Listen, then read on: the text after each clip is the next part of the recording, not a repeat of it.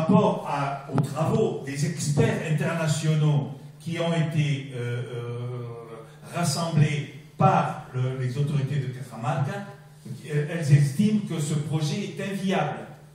Le projet de la commission d'experts réunie par Humala est un projet qui maintient finalement le projet dans la Mercilla. Il l'amende simplement sur 2 points, c'est-à-dire de protéger soi-disant des lagunas et de faire, et il s'engage à faire des réservoirs qui remplaceraient les autres lagunes. C'est-à-dire que le projet ne tient absolument pas compte que dans ce secteur de Nacientes, comment on dit ça, un bassin de source, c'est l'ensemble de ce qui est en dessous et qui irrigue l'ensemble des vallées, et que ce n'est pas des réservoirs qui peuvent se substituer à ce micro,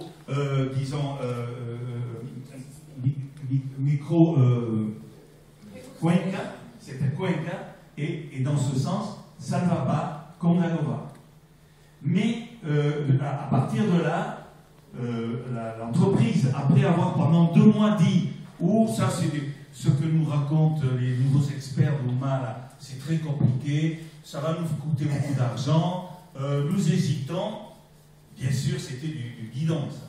En réalité, ils viennent de dire on accepte comme si ils présentaient Humala comme le défenseur finalement de l'environnement. Ils viennent de déclarer nous acceptons les conditions d'Ollanta Humala. Humala dit dans ces conditions, les travaux doivent commencer. Et donc nous sommes là. Le peuple de Cajamarca a 1 mois d'activité, 1 mois de grève indéfinie, et là, il n'accepte pas. Donc nous sommes dans un moment où tout va se nouer.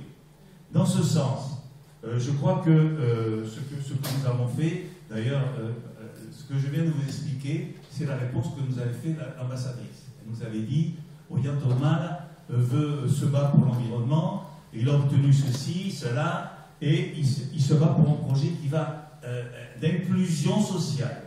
Ça va être très bénéfique pour tous les paysans de Cajamarca. Fort de l'expérience de 18 années d'activité d'Ayanacocha, la population de Cajamarca se maintient ferme.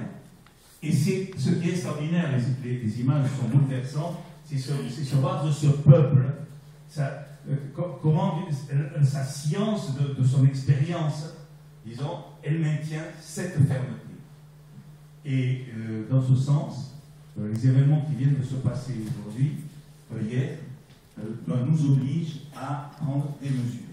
Donc moi je soumets à l'Assemblée ici